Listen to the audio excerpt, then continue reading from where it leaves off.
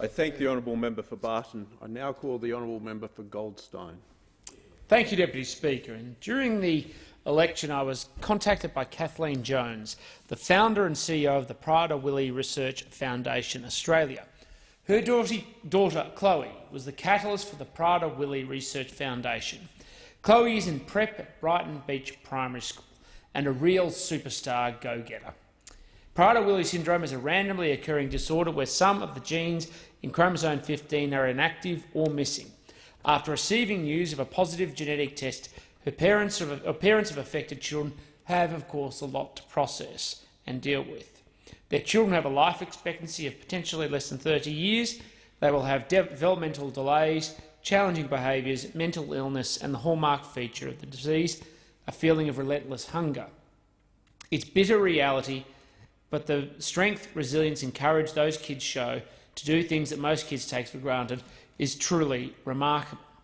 The condition is largely unknown, even though it affects 1 in every 15,000 babies.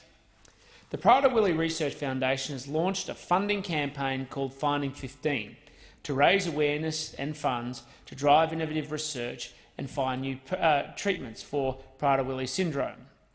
And the first weekend of May featured the inaugural Finding 15 Walk to Change Life, which saw over 800 people across 5 locations in Australia come together to walk towards better treatment for Prader-Willi syndrome.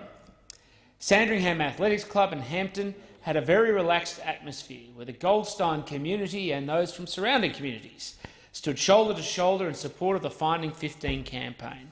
And I'd like to acknowledge Kathleen Jones and her outstanding advocacy for her young Chloe, as well as those families touched by Prader-Willi syndrome all over Australia. On the subject of community-led philanthropy, Connor's Run is just around the corner in September. And if you want to see me make a complete deal of myself and run nearly 20k, you can come along. And this will be the 7th year of the charity event organised by the Robert Connor Dawes Foundation, which was established by Connor's parents after his battle with terminal paediatric brain cancer. As of today, there are 225 spots left, and you can sign up at connorsrun.com. And I'd hate to break it to the member who is interjecting, I ran it last year, I ran it the year before, and I'm going to absolutely smash it this year. Money raised during Connor's Run 2019 will count towards the $1.25 million pledge to fund new research projects, a combination of preclinical studies and trials-based studies. Depending on your fitness level, there is an 18.8-kilometre run from Hampton or 9.6-kilometre run or walk from St Kilda, if you like, the softer option, both finishing on the banks of the Yarra River in the just outside the central business district of the great city of Melbourne. The run starts with a warm-up, coffee, yoga stretching and some dance aerobics. And I know the member for Hunton will want to do some of those dance aerobics. He hides it, but it's innate in who he is.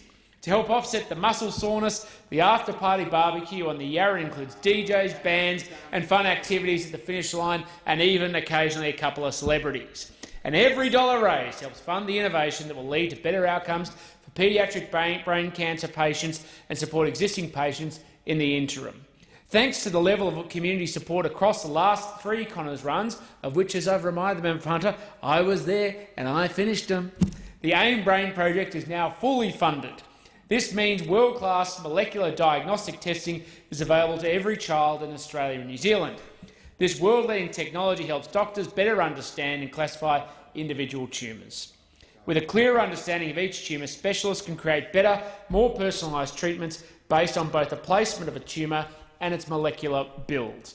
The RCD Foundation has also joined forces with the Financial Markets Foundation for Children and, of course, the incredible work of the federal government, which, when you deliver a budget surplus, you can support important health outcomes, particularly under the leadership of the current Health Minister, and carries beanies for brain cancer to pledge a total of $10 million over 5 years for paediatric brain cancer clinical trials. Now that the AIM Brain project is firmly in place, it can determine the best clinical trials available for each child.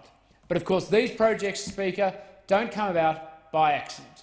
They come about because people take initiative and they do the right thing. And in the memory of Connor his parents, Liz and Scott Dawes, set up the RCD Foundation to set as an exemplar, not just for our community, though it has, but of course for every parent who wants to support the memory of their lost child.